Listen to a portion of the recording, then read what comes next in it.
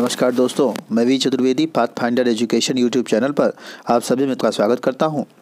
मित्रों, सूचना शुरू करने से पहले आपसे निवेदन है कि हमारे चैनल पर आप प्रथम बार हैं तो हमारे चैनल को लाइक करें, शेयर करें, सब्सक्राइब करें तथा बेल आइकन भी दबा लें, जिससे शिक्षा जगत संबंधित जो भी महत्वपूर्ण अपडेट हो वो हमारे चैनल के माध्यम से यथाशीघ्र आपको प्राप्त हो सके।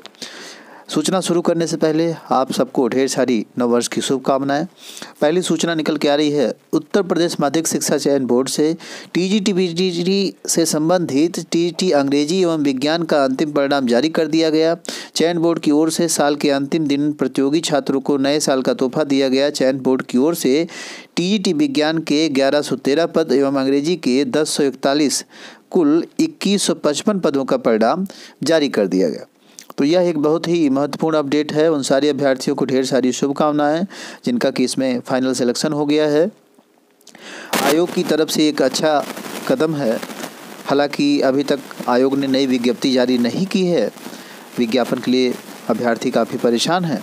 वर्ष 2020 के अंतिम दिन 31 दिसंबर को प्रशिक्षित स्नातक शिक्षक विज्ञान एवं अंग्रेजी का पैनल जारी करने के साथ ही मेरिट श्रुति कट ऑफ जारी कर दिया गया। चयन बोर्ड के उप सचिव नवल किशोर की ओर से जारी परिणाम में कहा गया कि आरक्षित श्रेणी के जो भी अभ्यर्थी सामान्य श्रेणी में चयनित हैं, उन्होंने पूर्व में आरक्षित कोटे के लिए संस्था का विकल्प भरा था, तो उनको फिर से विकल्प दिया जाएगा। तो फिर से फॉर्म चयन का जो है उसमें भर सकते हैं, यानी कॉलेज आवंटन में उनको अवसर मिलेगा कॉलेज बदलने का, फिर से कॉलेज की चॉइस भरने का। तो इस तरह से कि महत्वपूर्ण अपडेट हुई चयन बोर्ड की तरफ से। अगली जो सूचना निकल के आ रही है वो आ रही है सीबीएसई बोर्ड की तरफ से। सीबीएसई बोर्ड की 10वीं और 12वीं की जो परीक्षाएं हैं वो 4 मई से होंगी। आयोग की तरफ से यह सूचना प्राप्त हो रही है कि सीबीएसई की 10वीं व 12वीं की जो परीक्षाएं वो 4 मई से प्रारंभ होंगी और 10 जून तक चलेंगी। ये परीक्षाएं इस बार देश भर में 4 मई से शुरू होकर 10 जून तक चलेंगी। केंद्रीय शिक्षा मंत्री रमेश पोखरियाल निशंक ने गुरुवार को परीक्षा तारीखों का ऐलान करने हुए उनके रिजल्ट में 15 जुलाई तक घोषित करने की बात भी कही। यानी जो एग्ज़ाम हैं वह 4 मई से 10 जून तक चलेंगे और जो रिज़ल्ट होगा वह 15 जुलाई को तक घोषित कर दिया जाएगा। 12वीं की जो प्रैक्टिकल परीक्षा है वह भी 1 मार्च से प्रारंभ हो जाएगी। यानी 12th के जो बोर्ड के प्रैक्टिकल एग्ज़ाम हैं वो 1 मार्च से प्रारंभ हो जाएंगे। अगली सूचना निकल के आ रही है, सहायक अध्यापकों की अंतर जनपदीय तबादले से संबंधित 21,695 सहायक अध्यापकों की अंतर जनपदीय तबादला सूची जारी कर दी गई है। 1 साल से इंतजार कर रहे 37,000 से अधिक शिक्षकों के हाथ लगी मायूसी। असल में बात यह है कि लगभग 55,000 अभ्यर्थियों ने यानी शिक्षकों ने फॉर्म भरे थे अंतर जनपदीय तबादले हेतु, लेकिन उनमें से केवल 21,695 सहायक अध्यापकों के ही अंतर जनपदीय तबादले हो सके हैं। उनकी लिस्ट जारी हुई है। अभी भी 37,000 ऐसे शिक्षक हैं जिनकी तबादले नहीं हो सके, उनकी अभी जो है लिस्ट कोई जारी नहीं हुई। अब जिले के अंदर जो तबादले हैं वो शुरू होंगे। दिया है सहायक अध्यापकों के तबादले सूची जारी होने की खबर फैलने के साथ ही हजारों संख्या में सहायक अध्यापकों ने साइट खोलना शुरू किया। कुछ देर तक साइट जाम होने लगी। साइट नहीं खुलने से आवेदक परेशान हुए। बेसिक शिक्षा परिषद की ओर से जिले के अंदर ब्लॉक एक नगर निगम क्षेत्र के दूसरे नगर निगम क्षेत्र में सहायक अध्यापकों के तबादले की प्रक्रिया शुरू हो गई। बेसिक शिक्षा विभाग इस बार ग्रामीण से शहरी और शहरी से ग्रामीण क्षेत्रों में ट्रांसफ़र की छूट देने की तैयारी कर रहा है। यानी जो भी शिक्षक ग्रामीण क्षेत्र से शहरी क्षेत्र में जाना चाहते हैं उनको छूट रहेगी अब की बार। अब तक ऐसा नहीं होता था।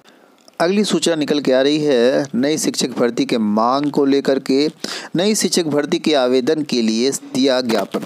डीएलएड प्रशिक्षुओं ने बृहस्पतिवार को सचिव परीक्षा नियामक प्राधिकार अनिल भूषण चतुर्वेदी को ज्ञापन सौंपा। नई शिक्षक भर्ती एवं यूपीटीईटी के लिए आवेदन जारी करने की मांग को लेकर के डीएलएड प्रशिक्षु अमित कुमार ने कहा कि 2017 के बैच प्रशिक्षित पूरा करने के बाद नई भर्ती की प्रक्रिया शुरू होनी चाहिए थी, जो अभी तक शुरू नहीं हो पाएगी। अभ्यर्थी काफ़ी दिनों से परेशान हैं, बार बार नई वैकेंसी की मांग कर रहे हैं, लेकिन अभी तक आयोग की तरफ से कोई भी सूचना जारी नहीं की जा रही है। न माध्यमिक शिक्षा चयन बोर्ड अपनी भर्तियों के बारे में कोई विचार कर रहा है, दे रहा है, और न ही डीएलएड के जो अभ्यर्थी मांग कर रहे हैं प्राथमिक के लिए, उससे ही कोई अभ्यर्थी की बात अभी स्पष्ट हो पा रही है। यहाँ तक कि टेट की जो परीक्षा है उसमें भी लेट लतीफ़ी दिखाई दे रही है।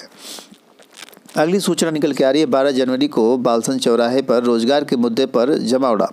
युवा मंच की ओर से गुरुवार को एनिबेसेंट स्कूल में बुलाई गई मीटिंग में यह फैसला लिया गया कि 12 जनवरी को बालसन चौराहे से प्रदेश स्तरीय प्रदर्शन शुरू होगा। युवा मंच के अध्यक्ष अनिल सिंह ने यह बताया कि जो वैकेंसियां हैं वो काफ़ी दिनों से फंसी पड़ी है। कोई भी आयोग स्पष्टीकरण नहीं देता और ना ही छात्रों की बातों को समझना चाहता है। इस कारण 12 जनवरी से प्रदेश स्तरीय जो आंदोलन है वो शुरू किया जाएगा। अगली सूचना निकल के आ रही है लोक सेवा आयोग से पीसीएस का साक्षात्कार बने रोजगार की गारंटी। छात्र मांग कर रहे हैं कि प्रदेश के सभी बड़ी पीसीएस परीक्षाओं के साक्षात्कार तक पहुंचने वाले सभी वह अभ्यर्थी योग्यता रखते हैं, अतः ऐसे अभ्यर्थियों को अवसर मिलना चाहिए दूसरे जॉब्स के लिए, या एक तरह से कहा जाए कि जो भी इंटरव्यू दे ले उनको एक गारंटी हो जाए कि रोज़गार उनको मिलेगा। असफल अभ्यर्थी अयोग्य नहीं होते हैं इंटरव्यू में, उसमें भरपूर योग्यता होती है, ज़रूरत है उन्हें उचित अवसर देने की। प्रतियोगी छात्र समिति ने उत्तर प्रदेश लोक सेवा आयोग अध्यक्ष को पत्र भेजा और आयोग अध्यक्ष से नई पहल करने की गुहार लगाई है, ताकि प्रदेश में योग्य अवसर मिले और अभ्यर्थी भी अचयनित होकर अवसाद में न जाए। अगली सूचना निकल के आ रही है छात्रवृत्ति की जो डेट है 21 जनवरी तक बढ़ा दी गई है। अब तक यह जो डेट थी 31 दिसंबर थी। बहुत से ऐसे छात्र हैं जिन्होंने कि फॉर्म नहीं भरा था, या फिर साइट वगैरह के कारण किसी कारणवश डॉक्यूमेंट वगैरह ना पूरा होने की वजह से वो फॉर्म नहीं भर पाए हैं। तो उनके लिए एक अवसर होगा ये। जो भी अभ्यर्थी फॉर्म नहीं भर पाए हैं उनको समाज कल्याण विभाग की तरफ से जो छात्रवृत्ति है उसकी डेट बढ़ा दी गई है। तो वो जो है एक अवसर है उनके लिए, और वो फॉर्म अपने 21 जनवरी तक भर सकते हैं। सूचना सुनने के लिए आप सभी मित्रों का बहुत बहुत धन्यवाद। आप सभी को एक बार फिर हमारी तरफ से नव वर्ष की ढेर सारी शुभकामनाएं। Thank you very much.